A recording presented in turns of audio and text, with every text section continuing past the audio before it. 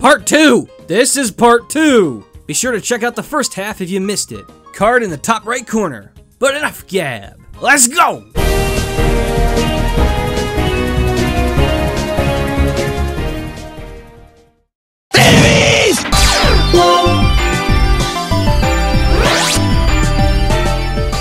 Remember when Mom read me fairy tales to help me sleep? Good thing she sucked at it, because clearly I wasn't supposed to wake up! Here it is! The final and currently unvanquished Type 10. Not so coincidentally, also the newest comer. Or maybe that's me, because this type brought hype for the entire Poke Pantheon. You know how the saying goes, stop believing in fairies and they drop dead? Well, you're right about the dropping dead part. You best believe it. Pokemon's now infamous younger half of the universe's ultimate cosmic twins. Light blinds all squinting skeptics. For a while, it just felt like something in the balance of power was missing. An overwhelming beacon of definitive benevolence. You know, the mushy stuff. Fairies are thematic jewels, emblematizing purity and radiant comfort through easily the softest of all forms. I'm not kidding, all these things are like voice box plushies that smother you with Care Bear quotes, no matter how hard you yank out the damn batteries. Being a softie myself, I gladly take their 10 million daily I love yous without a fight.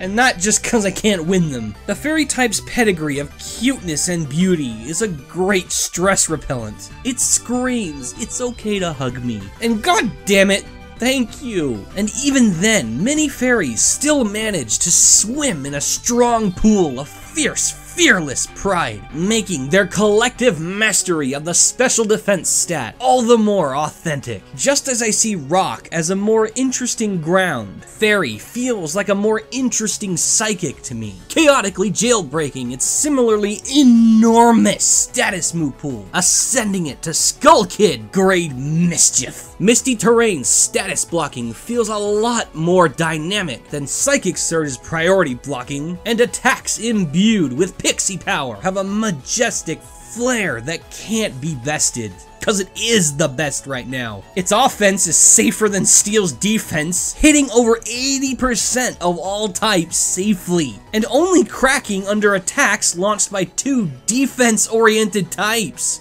Makes the great fairies look delicious, man. I'm trying to learn Upchuck. Yet all 4 slots are still charm. These damn designs melt whatever the Moonblasts don't. Sylveon, Xerneas, Whimsicott, Diancie, Zacian, Gardevoir, Togekiss, Alcremie, Mega Altaria, Mawile, and Audino. So goddamn cute! Leave it to the beans of purity to be wholesome. They may share Steel's mind-numbing safety, but that's just about my only turnoff. When both Pixie Dust and Happy Thoughts come from the exact same place, you'll be thrilled to discover that you never forgot Fly.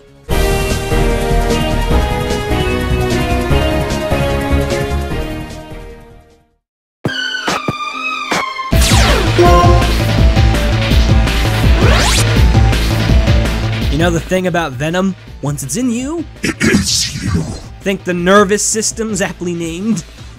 I wish all the sweat was taking the poison with it, but as I revved up to denounce it as my least favorite, whoops! That died. Guess how? The deities of disease and disgust have come so far, consistently jumping up the ranks every generation, despite everyone cramping their style. Oh, you can learn Toxic? How very special and unique! No.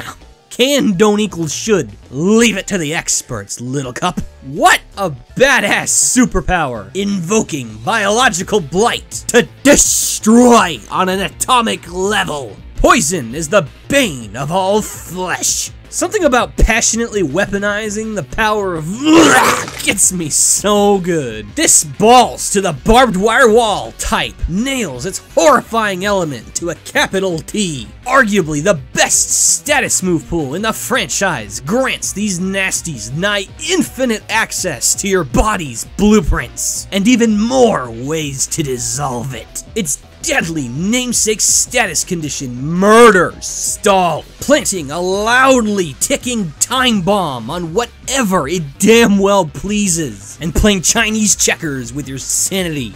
That is evil! Getting poisoned by a poison is like having a 1347 Europe monster truck stalk you at 5 under the speed limit with infinite gas, cause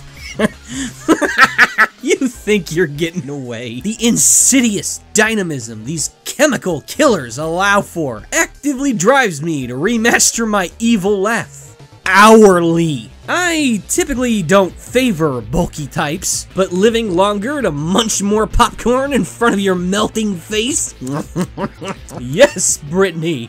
The only problem with poison is that Pokemon simply couldn't handle its true form. Real talk, everything is killed by poison. Every living creature is destroyed and mangled by disease and nuclear waste. Water and air get easily polluted. Viruses kill other viruses, and both solid rock and steel can be dissolved by high-tier acid. The devs knew that's way too damn strong, so they had to stretch it into something admittedly disappointing thematically. And although I admire their attempts to save it, fairies' purity falling to emotional toxicity, weeds dying to weed killer, and both natural and scientific cures for illness, the badass factor takes a huge hit. And although the very idea of polluting organic matter with toxins is terrifyingly fascinating, lots of these guys aren't. With probably the most amount of just okay members of any single type, discounting water, still I can't deny the amazing quality of Naganadel, Drapion, Dragalge, Toxapex, Salazzle, the Galarian Slow Twins, Alolan Muck, Toxtricity, and goddamn! Eternatus raises the standard! The devil came to play, and God choked him with the pill. We're still sick, Pops. You'll run out eventually.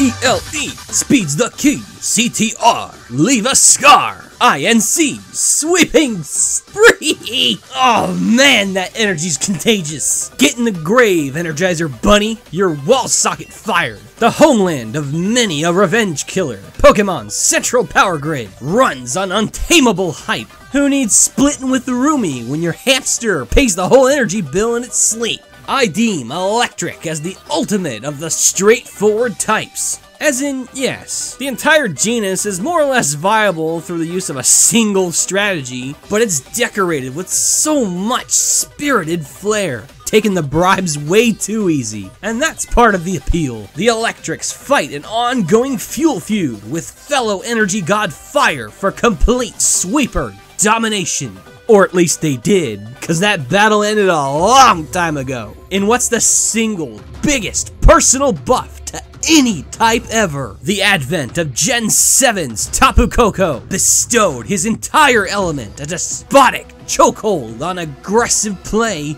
permanently. This almighty Czar of Zap and his horrific terrain conjuring unlocked all the launch codes for the now tactical nuke that is the Lightning Bolt. This divine influence suddenly made the type's oversimplified majority of jet-propelled glass cannons into fickle shock troopers serving a sleepless army, adding so many fun spins on sweeping and forcing the battle pace to snort Sonic Team's entire speed cartel. Tapu Koko made me remember. This type's pretty damn cool. You can thank Pikachu's overuse of lazy kid show writing and contrived fighting game balancing for numbing me to my favorite non-cosmic element. Spoiled rat. I'd be remiss if I didn't celebrate Electric's move pool and defense. The incredible attack coverage spanning physical, special, and status makes moveset customization very fun, and paralysis via Thunder Wave alone sates my smug chaos cravings. The wages of slow is toaster bath! And despite mostly being frail, fast attackers, the very chemistry of the type makes nearly all of them defensively low committal, losing only to ground And shrugging off bird spam means you have very little to worry about in your plot to Palpatine all the Mace Windus. I love the majority of the designs too. Electros, Circuitry, Alolan Raichu, Rotom, Luxray, Ampharos, Zekrom, Heliolisk, Regieleki, and of course Tapu Koko leading them like an Infinity War Thor. Don't be shocked, you know it's awesome.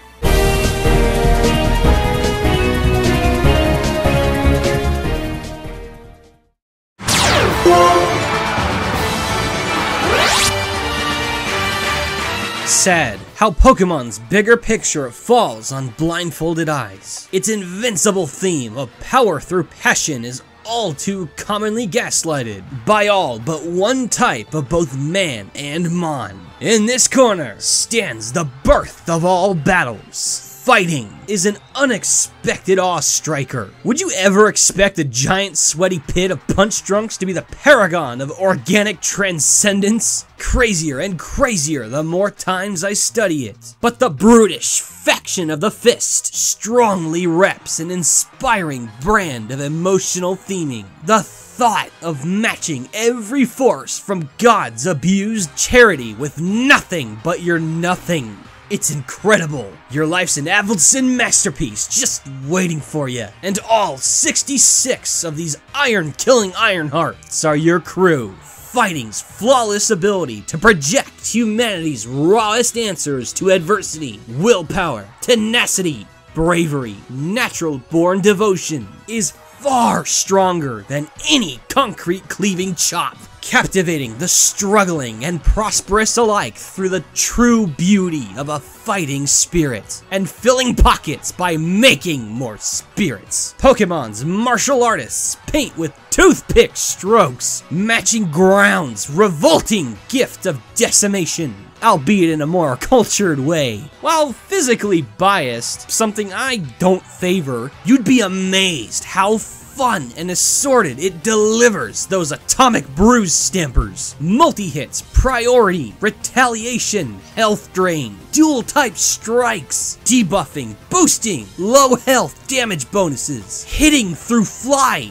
even sacrificial HP binding, by practically melding its attack and status move pool together. Few types leave as little to be desired when pumping out raw DPS. There truly are a million different ways to drink the punch, or dunk nerds in it, cause their dedicated status moves are epic too. Octolock, all psyches, no retreat! Fighting's chemistry is cool too. Karate chopping concrete, supermaning metal weights, survivor montaging through snowstorms, and kicking the bad and boring times' ass through inspired adrenaline.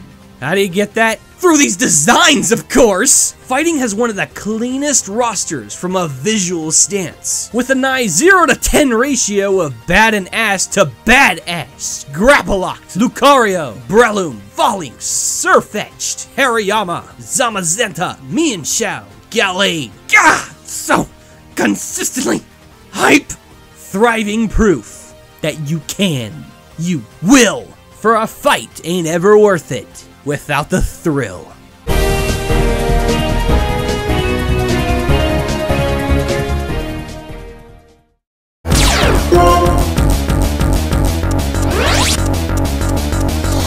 Thine great fear draws near. Never trust what faces real.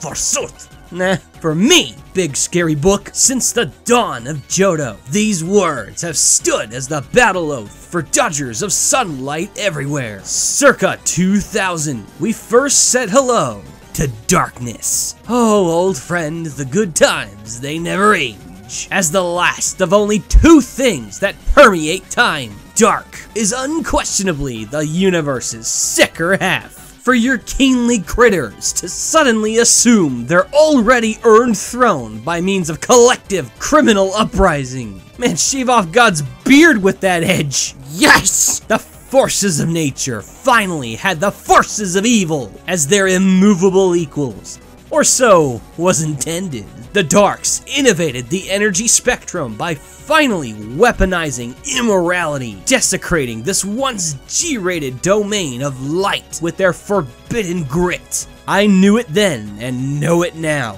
that the boogeyman of the Pokemon realm is as unhateable as he is unkillable. Fairy's epic elder brother ravages our boredom through making so much right out of actions so wrong, defying your pussy-ass laws and can-opening your neck whenever it fancies, giving very few damns in its approaches thanks to its really weird matchup chart, with almost nothing taking its hits well, and the incredibly narrow list of counters. Just like a high fantasy supervillain. Dark hits a lot of the same tense, thematic magic fighting does, having easily the highest charisma stat in the whole series. The nasty menace of the Dark type's utility-rich move pool legitimately controls battle flow, and it's not even hard. Blocking status moves, stealing status moves, neutralizing items, cutting in line for cheap shots, intercepting retreats with an already bloody dagger. Playing dirty never felt so clean. Of course, repping my favorite cosmic element also makes you mad heavy, destroying all facets of the living mind and dead soul through their cruel pact of the infinite unknown, meanwhile being the primordial evil that falls to rising might and holy light. It's cool how even through their chemistry and designs, Darks feel like the true villains of the franchise. Look at these things! How do you not want to use them to conquer the whole damn world? Absol, Zoroark, Scrafty, Sableye, Hoopa Unbound, Yveltal, Malamar, Cacturn, Grimmsnarl, and the zenith of all soulful shadows, Darkrai. Open your heart to darkness, cause they sure as heaven and hell opened theirs.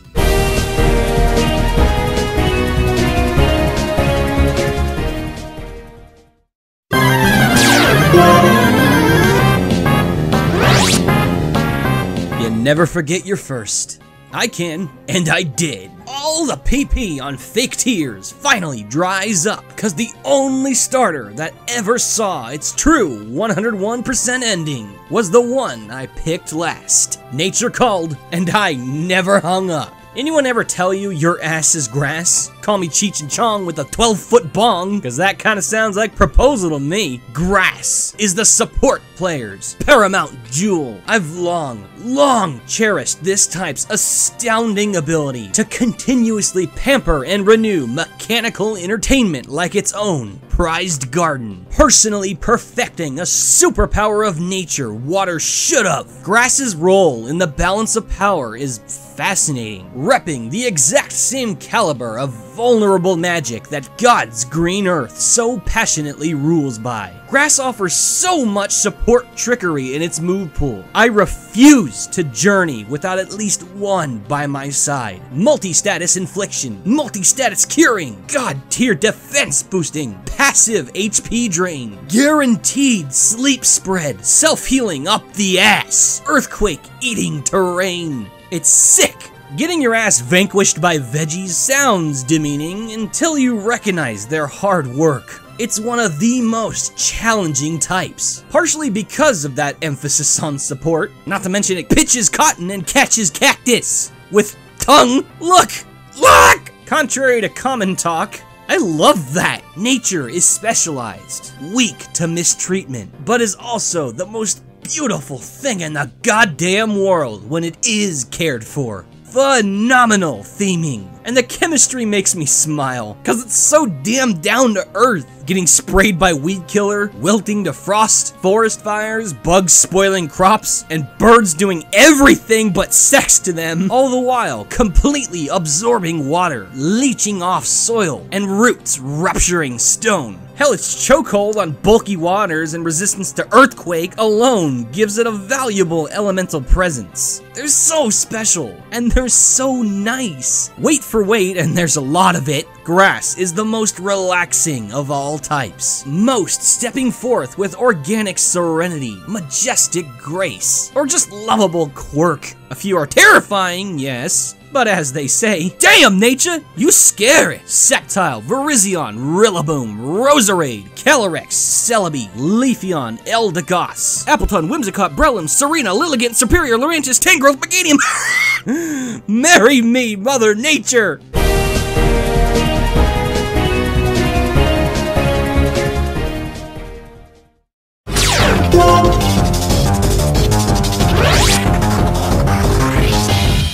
Oh, boo! Boo, I say!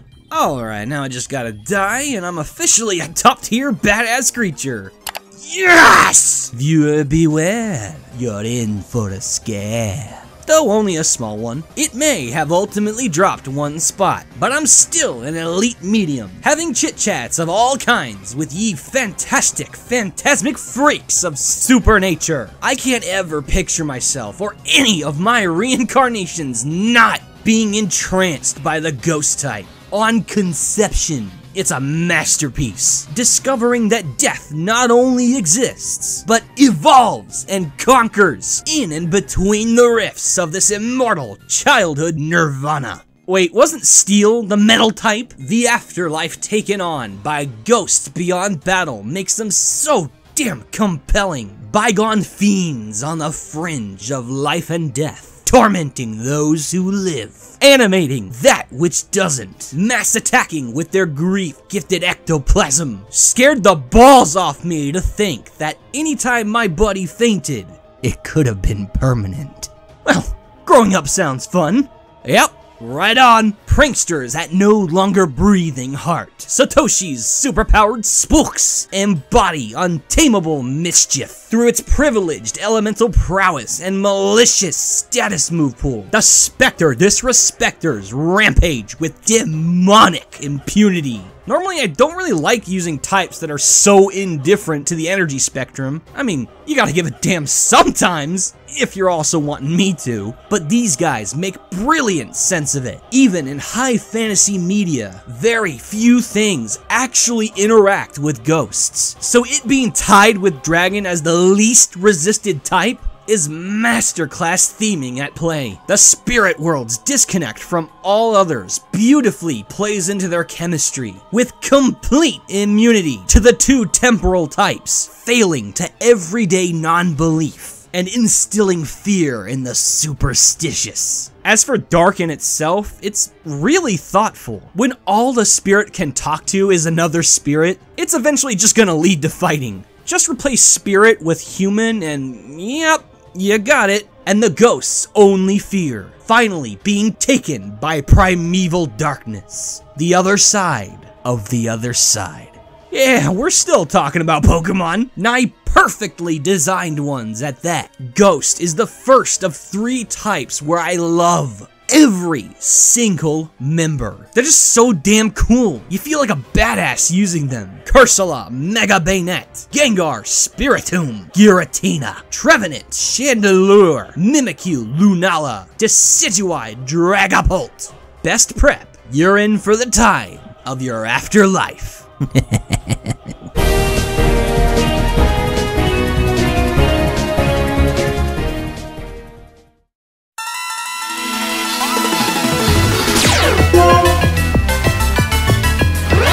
Around the 80% mark, a pixelated being needs himself a drink that don't cost 800 bucks. Your tears are getting too pricey. I need price less. Ordinarily, cold ones are tossed with the fellas. But a toast to my fellas. Literally are the cold ones. The ice type is an offensive masterpiece. I mean, you're offended. Bottom 1 and top 2? Shut that damn door, Bumbles. How about you come try to? The underprized emperors of the Arctic are an amusing case study of following elemental adaptation nigh 1-to-1. Practicing harsh faith like a goddamn Resident Evil villain, Team Freak felt it proper to build their freezers just like God did his. Reliably ankle-biting fire and poison for planet's deadliest hazard. Yet, you can literally get rid of it without ever even noticing. Sad boy hours. The most coveted ammunition in the Pokemon world. comes from the fridge, as the coolest cool dancers twirling around both of its poles attack with liquid nitro rounds, with stab even sharper than the ground's rocks and fighters. Ice nukes 38% of all Pokemon minimum. The reptiles cold blood, frozen, birds banished to the south, plants chomped by frost, and earth choked by snow. And through freeze-drying water, its prey rises to 54%. That's a Sinnoh National Dex worth of cold, dead bodies. Ladies and gentlemen, the origin of yellow snow. It's thankfully not all sheer force either. Through the crippling but rare status ailment, Mist and Haze's respective status cloaking and boost nuking, all the fun layered strategies gifted by Hail. Pokemon's own Krampus is surprisingly sophisticated. Ice's savage pedigree of brutal beauty crowns it my favorite of all the unstable types. And goddamn is it ever! With its gladiator offense nearly matched by its Spit Boy defense. Ice breaks easier than a Twitter user, melting from fire, picked by iron and stone, and Rocky montaged by fighting. In addition to resisting nothing but itself? Wow! It's like a gun. Everyone wants to shoot it cause it's fucking cool, but nobody wants the packaged career-ending drama for just having it. Another reason the waters piss me off, they get ice coverage for free, giving everyone a nice easy ticket to leave this kick-ass serial killer of a type out in the cold that it's supposed to control. It ain't fair, man. All this prized firepower, all these dazzling, rare designs. Kyurem, Aurorus, Glaceon, Glalie, Ice Rider Calyrex, Lapras, Abomasnow, Weavile, Crabominable, Frostmoth, Mamazwine, Avalugg, Ice-Q. Forced to watch in envy. Septgarm, he's our pent-up wrath. Your energy readings may be sub-zero, but my love for you is below only 1.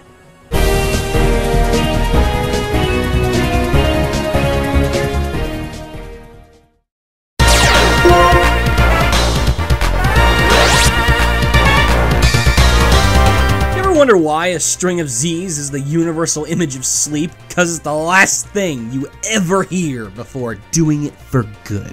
Let's both agree to commend each other's bravery. Your set's holding 2 iron balls for trying to sleep tight in a world where the bedbugs drink X-Men mutagen, and I'm hoarding the rest of the world's supply for proudly feeding them the throne, crown, and castle. From antenna to abdomen, the bug type remains as this infallible light trap built to bait me into a sexy electric blast with everything I love about the franchise. Pokemon's always been this epic epitome of enhancing animal appeal through psychotically charming fantasy. Applying that to what's an army of already reality testing superflies?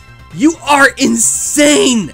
And my bestest friend on earth! This very simple idea, taking the world's most impossibly extra class of creature and setting it loose in a realm dominated by power creep, led to some of the most badass, charming, and spectacularly stylized monsters in all of gaming. Their modern talent of utterly towering and select stats instills so much loyalty to their natural origins, where real-life insects proportionately dominate in strength, speed, survivability, coordination, everything, man. They beautifully captured the essence of these incredible creatures. So what? You're just gonna casually double standard? Flying did the same thing and you fed it short sticks. Wrong. That was chicken nuggets in one sauce packet. This is feeding God's flea circus Infinity Stone Tootsie Pops. That's a quantum leap in Epic. Sure, the start was rough, and a lot of the weaklings dragged down the type's average stat total to be one of the lowest ever. But even their quaint charm contributes to my affection. I love every member, weak or strong, a lot, because their very identity captivates me. And from Gen 5 onward, they became my all-time favorite battlers, mixing the thrills of electric and grass together to generate a mechanically invigorating, rewarding, and diverse species of warrior. The amazing range of attack options, ridiculous utility through moves like U-turn, sticky web, quiver dance, tail glow, and pollen puff. There's so much to play with. And while their offensive matchups are perhaps too harshly limited, like grass, why the hell does fairy and fighting resist it? It kinda makes sense. Mosquito bite don't hurt, tell malaria. Go ahead. Ignore me.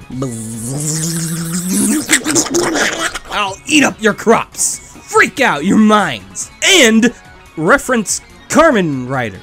Cool. And so is the defensive boon of resisting both ground and fighting. I'll gladly get torched by flames, eaten by birds, and squished by rocks in return. What else is left? Telling you the ones I like? All of them! The flitter-flutter of little wings. The starting notes of my epic battle opera. Pest is best. This is being Fawful's Minion. I'm going to sleep. Logan fainted!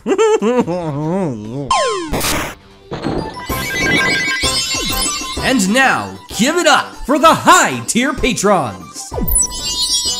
Tubazone 1989, Mailman 019, Kyle Wee 21, Cortamonch 437, Exaox, Zay Zandaler, Thomas Drury, Sonic Septile Warrior, Solitaire Seamus, Skellington 977, Shiro THR, Shining Silvally 777, Sephi 90, Roberto Del Fuego, Renaku Lord of Shadow, put 9 volt in Smash Bros please, Peter Shepard, Patrick Sandlin, Panther J, Nathaniel Sterling, Morgan Arvite, Michael Boy, Mathtron 5000, Masao, Justin Beliveau, Maze Arcana, Luke Johnston, Lucario Smash 246, Love, Crocodile King 25, K-Dog, Kirby 484, Josie Baird, Jake the Snake Arnstom, JW Goji Fan, Goldsbro TSG, Garca 23, Flame Chocobo, Fencer De Rio,